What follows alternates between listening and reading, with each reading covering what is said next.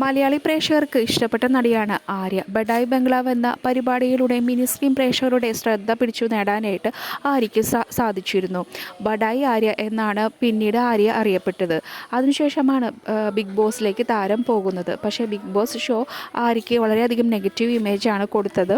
ഒട്ടേറെ നെഗറ്റീവ് കമൻറ്റുകൾ ആര്യ നേരിടേണ്ടി വന്നു. ഇതുവരെ ഉണ്ടായിരുന്ന പിന്തുണകൾക്കെല്ലാം നടുവിൽ ആര്യയ്ക്കെതിരെ വിമർശനങ്ങളും സൈബർ ആക്രമണങ്ങളും ഉയർന്നു വന്നു.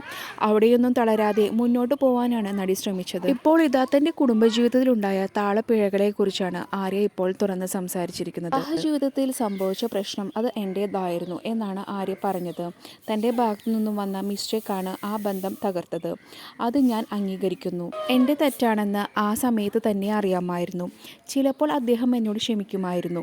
എങ്കിലും ഞങ്ങളുടെ ജീവിതം മുന്നോട്ട് പോകുമ്പോൾ വീണ്ടും ഇത് വരുമോ എന്ന പേടി ഉള്ളിൽ ഉണ്ടായേക്കും.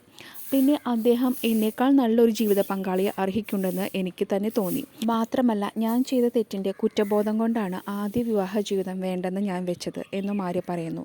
ഇപ്പോൾ അദ്ദേഹം വേറെ വിവാഹം കഴിച്ചു. അവർ ഒരുമിച്ച് വർക്ക് ചെയ്യുന്നവരാണ്. സന്തോഷത്തോടെ അദ്ദേഹത്തിൻ്റെ ദാമ്പത്യം മുന്നോട്ട് പോവുകയാണെന്നും ആര്യ കൂട്ടിച്ചേർത്തു. പിന്നെ ഞങ്ങൾ രണ്ടുപേർക്കും സുന്ദരിയായൊരു മകളുണ്ട്. അവൾ എല്ലാ കാര്യങ്ങളും മനസ്സിലാക്കി പോകുന്ന കുട്ടിയാണ്. അച്ഛനും അമ്മയുമായി ഞങ്ങൾ രണ്ടുപേരും ചേർന്ന് തന്നെയാണ് മകളെ വളർത്തുന്നത്. അവളുടെ എല്ലാ കാര്യത്തിലും ഞങ്ങൾ രണ്ടാളും ഒരുമിച്ച് നിന്നാണ് തീരുമാനങ്ങൾ എടുക്കുന്നതും. അദ്ദേഹം വരുമ്പോഴൊക്കെ മകൾ അങ്ങോട്ട് പോവുകയും അച്ഛനൊപ്പം താമസിക്കുകയും ചെയ്യാറുണ്ട്. അല്ലാത്തപ്പോൾ എൻ്റെ കൂടെ നിൽക്കുകയാണ് ചെയ്യുന്നത്. അവിടെ വേറൊരു പ്രശ്നവുമില്ലെന്നാണ് ആര്യ വ്യക്തമാക്കുന്നത്. മാത്രമല്ല മുൻ ഭർത്താവാണെങ്കിൽ പോലും രോഹിത്തുമായി ഇന്നും നല്ല സൗഹൃദം കാത്തു സൂക്ഷിക്കുന്നുണ്ടെന്നും നടി പറയുന്നു. സീരിയൽ നടി അർച്ചന സുശീലൻ്റെ സഹോദരനാണ് ആര്യയുടെ മുൻ ഭർത്താവായ രോഹിത് സുശീലൻ. 9ാം ക്ലാസ്സിൽ പഠിക്കുമ്പോഴാണ് ഇരുവരും പ്രണയത്തിലാവുന്നത്.